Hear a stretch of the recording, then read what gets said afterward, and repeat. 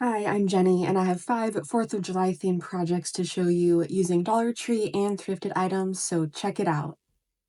I got this 2-pack of stars from Goodwill. Once I got it unwrapped, I wiped both of the stars down to remove any dirt and dust. Then I started painting them with Waverly Snow White chalk paint. I painted the front, back, and sides of the stars. They did need 2 coats of paint because whatever they're made out of is kind of porous, so 1 coat wasn't enough coverage. After that, I dry brushed a bit of antique wax along the stars to give a weathered look, which I then went over a bit with a wet wipe to blend it in. And my mom gave me this wood spindle to add to my craft stash, and it was just what I needed for the tiered tray. I put wood glue from Dollar Tree on the bottom, then placed the spindle in the middle of the big star, then added more glue to the top and pressed down the smaller star and let it set overnight with a weight on top. And since the texture of the stars isn't smooth, the bottom part didn't want to stay glued down, so I just put hot glue on there, and overall I liked how this turned out. I got this 3-pack of wooden dice from Dollar Tree. I painted one with red chalk paint, one of them white, and the third one blue. I cut out letters with my Cricut that say USA, but you could use a stencil, stickers, or freehand if you're good at that. I transferred the vinyl to the blocks, then I sealed them with Mod Podge. And this was a really easy, simple DIY, and I like how these can be lined up or stacked in different ways. I've had these blank signs from Dollar Tree in my stash and thought it would be good to use. I cut off the hanger at the top because I only needed one of them. Then I cut out an image with my Cricut that says July 4th.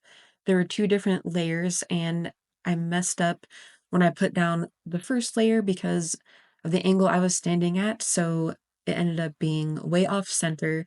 But I kept going and put down the red layer, but I had to adjust the fireworks a bit, and I moved one of those blue stars over into the empty space. I made a quick bow with some red and white gingham ribbon and glued that above the image, covering up the hole where the hanger was. And this piece of jute string with beads was left over from another Dollar Tree item, but I used that for the hanger, and this could be displayed on a hook, doorknob, or use it as a shelf sitter. Another quick DIY are these little buckets from Dollar Tree. I transferred blue vinyl onto the red bucket, red vinyl onto the white, and white onto the blue, so they all had different colors.